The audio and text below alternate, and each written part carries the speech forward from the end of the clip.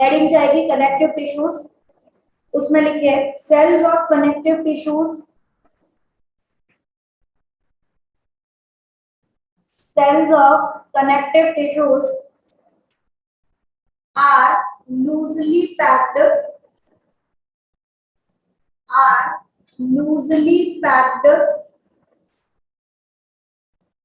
and are embedded in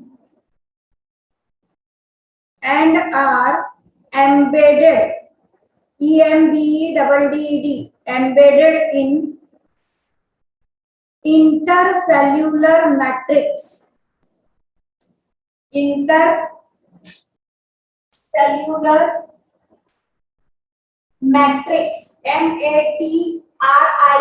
matrix, full stop. The matrix can be jelly like, can be पूरा एक ही word है, jelly like fluid, मतलब एक word मतलब space को देना पड़ेगा, पर jelly like fluid or dense, dense, dense, full stop. The nature of matrix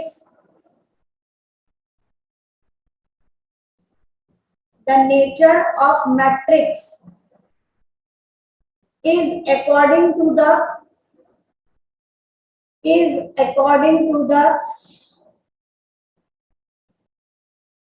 function of the connective tissue.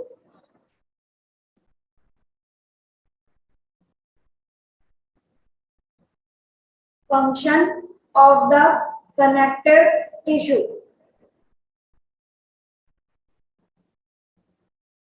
अब इसमें अपन फर्स्ट लिखेंगे blood.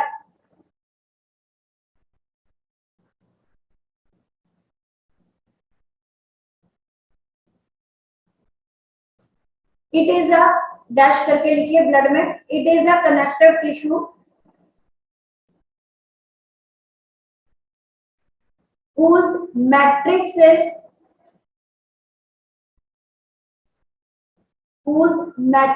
is fluid called as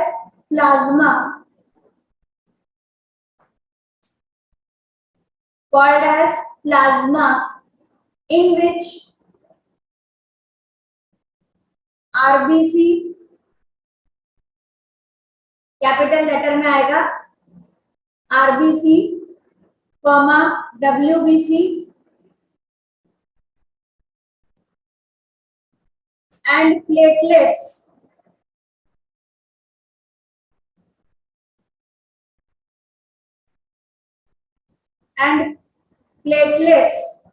अब यहाँ आप लिख सकते हैं कि एंड प्लेटलेट्स आर प्रेजेंट, वो भी चलेगा, और या फिर हम लोग लिखते हैं एंड प्लेटलेट्स फ्लोट्स, FLOATS, दोनों लैंग्वेज चलती है. फ्लोट्स लिखोगे तो भी डज ओके, और या फिर simply R present, full stop, para change. Plasma contains protein, salt,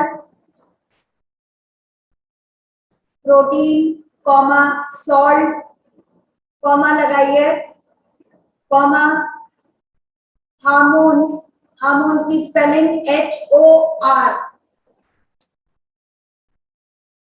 hormones बोलना थोड़ा अजीब लगता है इसलिए इट इज हार्मोन्स, लेकिन स्पेलिंग जाएगी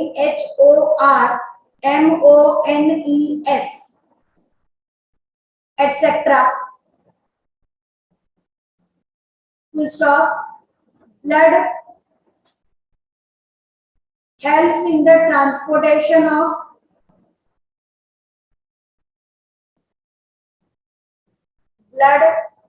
helps in the transportation of gases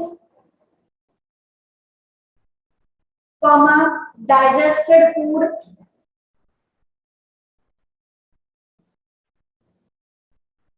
comma waste material,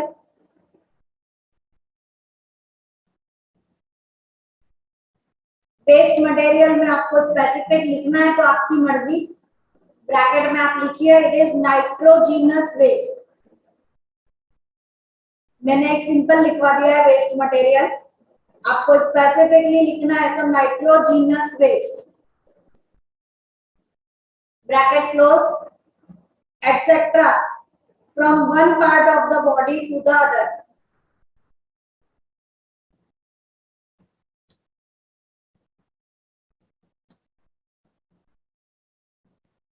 पहले एक समझ लेते हैं,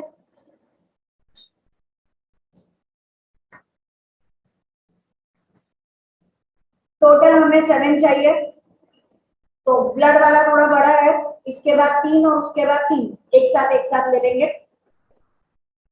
कनेक्टिव टिश्यू, नॉर्मल लैंग्वेज में कनेक्टिव का मतलब ये होता है कि जो चीज कनेक्शन का काम कर रही है, किसी बेसिक स्ट्रक्चर को फॉर्म कर रही है, उसे हम लोग नाम देंगे कनेक्टिव टिश्यू। कनेक्टिव टिश्यू की पहचान ये रहती है कि इसके पास में मैट्रिक्स प्रेजेंट है। मैट्रिक्स का मतलब अभी समझ में आना चाहिए, अपन ने लिखा है कि cells of connective tissues are loosely packed and are embedded in intercellular matrix.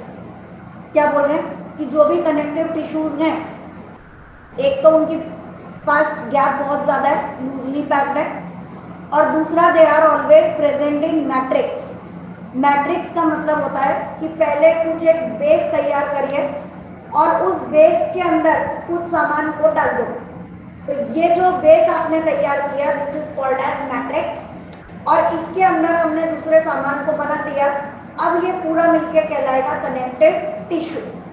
ठीक है, अब ये जो मैट्रिक्स हम लोगों ने लिया, ये matrix can be jelly like, मतलब बहुत ज्यादा सॉलिड नहीं, बहुत ज्यादा लिक्विड नहीं, हमने बोला it is jelly like fluid. Jelly like, jelly समझ में आता है, आते हो, सॉफ्ट सॉफ्ट होते हैं ना, तो वो एकदम हम बोलेंगे कि बहुत ज्यादा फ्लो हो रही है, और ना ये बोलेंगे कि वो एकदम सॉलिड हो गई, तो हम लोगों ने बोला it is jelly like fluid, और इट कैन बी हार्ड, दोनों तरह का हो सकता है। चलिए, तो कनेक्टिव टिश्यू के हमेशा 2 पार्ट रहेंगे ही रहेंगे। एक हमारे पास में रहेगा मैट्रिक्स, यानी जो बेस प्रोवाइड कर रहा है, उसके बिना जो दूसरे टिश्यूज प्रेजेंट है उनकी कोई वैल्यू नहीं है। ठीक है, खाली अपने को, जैसे मैंने एग्जांपल दिया कि वेज मंचाओ सूप के अंदर खाली आपको नूडल्स दे दिए जाए, बोले आज नूडल्स से पेट भर लो, बोले यही सूप है, ये सूप नहीं है, आपके पास एक फ्लूइड पार्ट होना चाहिए, वो फ्लूइड पार्ट मैट्रिक्स हुआ, उसके अंदर आपके नूडल्स हो गए, तभी उसकी वैल्यू बढ़ेगी, अदरवाइज कुछ भी नहीं। तो मैट्रिक्स चाहिए, मैट्रिक्स के साथ वो कनेक्टिव टिश्यूज, मतलब टिश्यूज प्रेजेंट है, तभी ये कनेक्टिव टिश्यू फॉर्म होगा। पहला एग्जांपल या पहला कनेक्टिव टिश्यू हम लोग जो ले रहे हैं दैट इज ब्लड। ब्लड थोड़ा मैंने आपको लिखा दिया, थोड़ा आपको अपने आप देखना है। ब्लड के 2 पार्ट्स रहेंगे, 2 क्यों? क्योंकि blood is a connective tissue. एक उसका होगा मैट्रिक्स पार्ट और एक उसका रहेगा सेल्यूलर पार्ट। सेल्यूलर मतलब अपन ने लिखा है ना कि मैट्रिक्स के अंदर सेल्स प्रेजेंट है, तो एक हो गया मैट्रिक्स और एक हो गया उसका सेल्यूलर पार्ट। ब्लड के अंदर जो मैट्रिक्स है it is fluid like substance which is called as plasma. यानी ब्लड का अपन जो फ्लूइड पार्ट देखते हैं, जो अपने को लगता है कि भाई कहीं पर चोट लग गई और ब्लड बाहर आ रहा है, तो वो जो फ्लूइड पार्ट है that is called as plasma. लेकिन प्लाज्मा कभी अकेला नहीं होता, उसके साथ में हमेशा कौन प्रेजेंट है? सेल्स। वो सेल्स हम लोग अभी 3 पार्ट में ले रहे हैं, one is RBC, second is WBC and third one is platelets. ये नाम आप लोगों ने लिख लिया। आरबीसी का फुल फॉर्म होता है रेड ब्लड सेल, डब्ल्यूबीसी का फुल फॉर्म होता है व्हाइट ब्लड सेल, और वो ऑलरेडी अपने फुल फॉर्म में प्रेजेंट है, उसका नाम है platelets. Red blood cells red colour के होते हैं, क्यों होते हैं? Because they are haemoglobin. क्यों होते हैं? हीमोग्लोबिन होता है। Red blood cells are red due to the presence of haemoglobin. White blood cells do not have haemoglobin, so they are colourless. Colourless का मतलब व्हाइट, ऐसा नहीं कि उनका कलर व्हाइट है, they are colourless, they do not have any colour. ठीक है, they have red colour pigment called as hemoglobin, which gives red color to the red blood cells. These do not have hemoglobin. RBCs help in transportation of oxygen and carbon dioxide. Main काम जो होता है red blood cell का वो है oxygen और carbon dioxide को transport करने का, है ना मैम? ये तो आपने लिखवाया है कि ब्लड का काम है। अरे भाई, ब्लड का ही पार्ट है आरबीसी, है ना? तो आरबीसी अगर कोई काम कर रहा है तो वो क्या कहलाएगा कि वो काम ब्लड ने ही किया है। पर मैं थोड़ा सा स्पेसिफिक आंसर्स आप लोगों को दे रहे हो कि अगर एमसीक्यूज में टिक करने के लिए आता है तो you should know the correct answer is RBC. ठीक है, so it helps in transportation of O2 and CO2. WBC help to fight against germs. जब भी हमें कोई माइक्रो ऑर्गेनिज्म अटैक करने आ रहा है या कोई भी चीज डस्ट पार्टिकल वगैरह हमें इरिटेट कर रहे हैं, तो उन सब चीजों से लड़ने का काम कौन करता है? White blood cell. इवन जो दवाइयां हम लेते हैं वो दवाइयां खुद लड़ने नहीं पहुंच जाती, वो दवाइयां भी हमारे डब्ल्यूबीसी को ही बोलती है कि जाओ अब इस तरीके से लड़ो, और आपको मैंने एडिशनल केमिकल दे दिए, जाओ और इसके साथ फाइट करना चालू कर दो। तो जो भी लड़ाई का काम है, जो कुछ भी है, that is done by WBC. They help to fight against germs. Germs बोलिए, डिजीजेस बोलिए, मेरे तरफ से लैंग्वेज जर्म्स रहेगी। Platelets they help in clotting of blood. कहीं पर अगर चोट लग गई है तो ब्लड बाहर आना चालू हो गया है, खून निकल रहा है, तो हम देखते हैं कि थोड़ी देर बाद अपने आप ब्लड आना बंद हो जाता है। छोटी मोटी लगी है तो, ज्यादा लग गई है तो ठीक है, छोटी सी अगर लग गई है, कट लग गया है, तो ब्लड थोड़ा सा निकलेगा और अपने आप ब्लड बंद हो जाएगा। तो it is due to platelets. जैसे ही ब्लड बाहर आया, यहाँ पर ब्लड को बाहर का एनवायरमेंट मिला, खबर पहुंच गई कि यहाँ से ब्लड बाहर जाना चालू हो गया है, तुरंत हमारी बॉडी एक्टिव हो जाती है। ब्लड प्लेटलेट्स को मालूम पड़ जाता है कि अरे ये तो गड़बड़ हो गई, और प्लेटलेट्स फिर उसमें से कुछ केमिकल्स बनाते हैं। अगेन मैं आपको नाम वगैरह नहीं बता रही, है ना, कि वो सिलेबस में नहीं है, तो वो सब कुछ बाहर आ जाएगा। फाइब्रिनोजेन, थ्रोम्बोप्लास्ट, ये सब लैंग्वेजेस होती है, और वो यहाँ पर आके ब्लड को रोक देंगे। तो प्लेटलेट्स का काम है कि they help in clotting of blood. क्या क्या? Blood matrix which is fluid like called as plasma, cellular part RBC, WBC and platelets. RBC is red blood cell. It is red due to the presence of red color pigment called as hemoglobin, and it helps in transportation of oxygen and carbon dioxide. Mainly main काम उसका यही रहेगा, main काम पड़ रहे हैं। WBC white blood cell, they do not have haemoglobin, को जरूरत नहीं है लिखने की। They help to fight against germ. और प्लेटलेट्स की खाली एक ही लैंग्वेज कि they help in clotting of blood. लिखिए next heading bone, second number पे आएगा। अभी आपने कनेक्टिव टिश्यू का फर्स्ट एग्जांपल लिखा, इसको हम टाइप नहीं बोलते क्योंकि ये कोई टाइप्स नहीं है कि हम ये बोलेंगे कि सिंपल स्क्वामस वेव हो, ये टाइप्स नहीं है, ये सब एग्जांपल्स रहेंगे। तो first is blood, second is bone. देखिए bones are sorry bone sales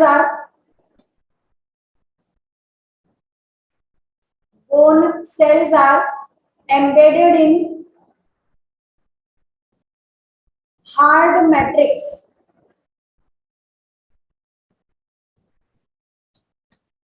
hard matrix which is made up of the compounds of calcium and phosphorus.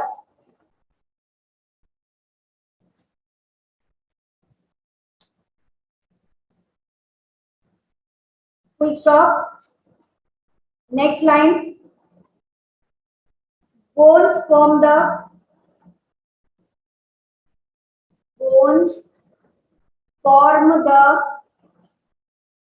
framework of the body. Framework of the body.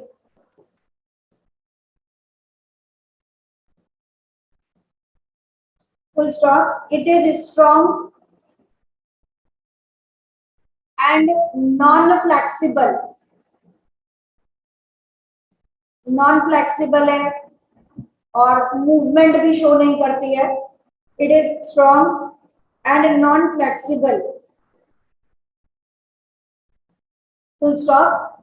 It anchors. ANCHORS. It anchors. Anchors का मतलब बांधना.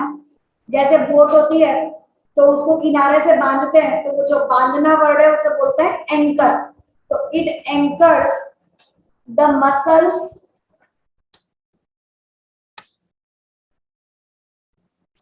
and supports the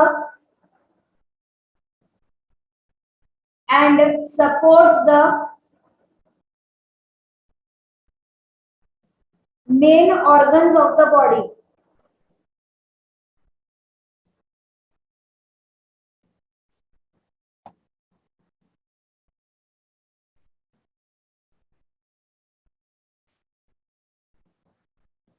ठीक. Ligament क्या? अरे sorry, चलो ये तो पहले इसको समझ लो फिर अगले पे जाते हैं. लिगामेंट बाद में लिख लेंगे. छोटा सा ही इनको जरा जरा सा समझना है कि भाई बोन क्या है. तो बोन भी एक तरह का कनेक्टिव टिश्यू है. पता है बोन मतलब हड्डी स्ट्रॉन्ग ही होगी. बोन के कारण हमारा पूरा स्केलेटल सिस्टम बनता है. मतलब हमारी जो बॉडी का फ्रेमवर्क है, जो बॉडी की डिजाइनिंग है, it is due to the presence of bones. Bone ना हो तो फिर वो शेप भी हम लोगों को नहीं मिल पाएगा. तो हम लोगों ने लिखा कि it gives the framework, it forms the framework of the body. Hard होता है, क्या काम करता है? तो इट एंकर्स. एंकर्स मतलब पकड़ के रखना, संभालना.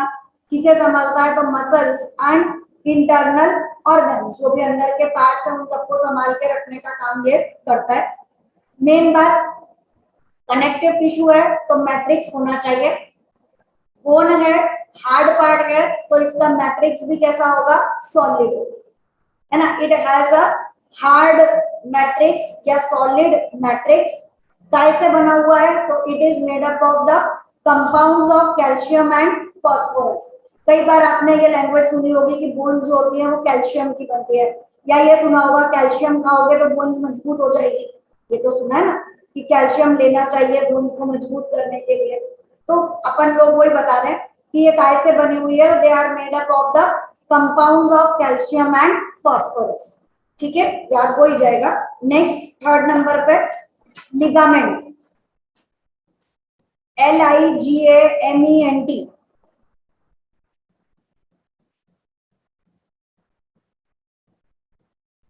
It is a connective tissue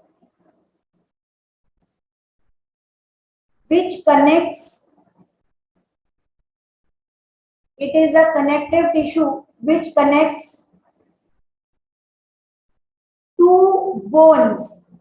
underline कर लीजिए इसे. To bones. एक बोन से दूसरे बोन को कनेक्ट करने वाला जो पार्ट है उसे हम लोग बोलते हैं ligament. Full stop. It is very elastic. मतलब इसको आप स्ट्रेच करेंगे तो होगा. It is very elastic. Full stop. It has less strength. It has less strength. Less strength word इसलिए दिया जाता है कि विथ ओल्ड एज, बुढ़ापे के साथ लिगामेंट्स जो है वो टूट जाते हैं, स्ट्रेंथ कम होती है इनकी, है ना। जैसे बार बार हम लोग बैठते उठते हैं तो बुढ़ापा मतलब 60 इयर्स 65 इयर्स 70 इयर्स तक जाते जाते, ये एक नेचुरल प्रोसेस है कि ये लिगामेंट्स जो है इनकी स्ट्रेंथ ही कम होती है, इसलिए ये समय के साथ टूटते हैं। जो भी ओल्ड एज पीपल है उनको हमेशा पैरों में दर्द होता ही होता है, बोलते ही है वो कि पैरों में दर्द है। तो ऐसे में या तो उनके लिगामेंट्स वीक हो गए हैं या टूट गए हैं, और या टेंडेंस, अभी अगला नाम अपन टेंडेंस लेते हैं, तो उनमें प्रॉब्लम होती है। लेकिन ये ओल्ड एज के साथ प्रॉब्लम है जो होनी ही है, किसी को कम तो किसी को ज्यादा। आजकल अपन बोलते हैं कि भाई नी रिप्लेसमेंट वगैरह करा लीजिए, तो वो इसीलिए कि भाई जो चीजें कमजोर हो गई है उन्हें वापस से रिप्लेस कर लो, थोड़ी सी स्ट्रेंथ वापस आ जाएगी। But definitely it is not that natural कि हम ये सोचें कि हम लोग 70 इयर्स के हैं, अभी नी रिप्लेसमेंट किया वापस हम 25-30 इयर्स बच्चे जैसे यंगस्टर्स जैसे भागने दौड़ने लग जाएंगे। तो it is not so, because दूसरे फैक्टर्स भी एज वाइज इफेक्ट डालते हैं। याद क्या रखना है, लिगामेंट का मतलब है विच कनेक्ट्स टू बोन्स, दो बोन्स को कनेक्ट करने वाले को हम लोग नाम देंगे लिगामेंट्स। चलो next, tendons, TEN TONS, tendons, TENDONS. It is a connective tissue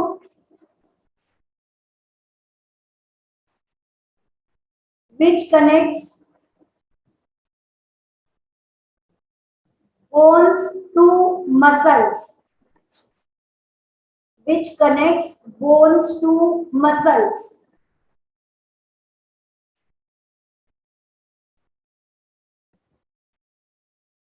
It is a fibrous tissue. It is a fibrous tissue. Fibrous का मतलब थ्रेड लाइक स्ट्रक्चर उसमें प्रेजेंट है, ठीक है। It has less flexibility या it is less elastic, ऊपर अपन ने लिखा ना it is very elastic, तो इसको आप लिख सकते हैं it is less elastic या it has less flexibility, खींचने की ताकत कम होती है। जो ज्यादा इलास्टिक है वो ज्यादा खींचेगा, जो कम इलास्टिक है वो कम खींचेगा। तो फ्लेक्सिबिलिटी या elasticity, full stop. It has great strength. Ligament और टेंडन एक साथ हम लर्न करना पसंद करते हैं कि ऊपर हमने लिखा है कि उसमें इलास्टिसिटी ज्यादा है, यहाँ बोला इलास्टिसिटी कम है। ऊपर बोला है स्ट्रेंथ कम है, यहाँ बोला है स्ट्रेंथ ज्यादा है। ऊपर वाला जो है वो बोन से बोन को कनेक्ट कर रहा है, ये बोन से मसल्स को कनेक्ट कर रहा है। बोन और मसल इसका काम है मेनली, क्योंकि बोन और मसल को कनेक्ट कर रहा है तो मोशन का काम ये करेगा। तो हम लोग लिखते हैं कि भाई इट हैज ग्रेट स्ट्रेंथ। अभी 3 और बचे, एक चलिए बस यहीं तक रोकते हैं।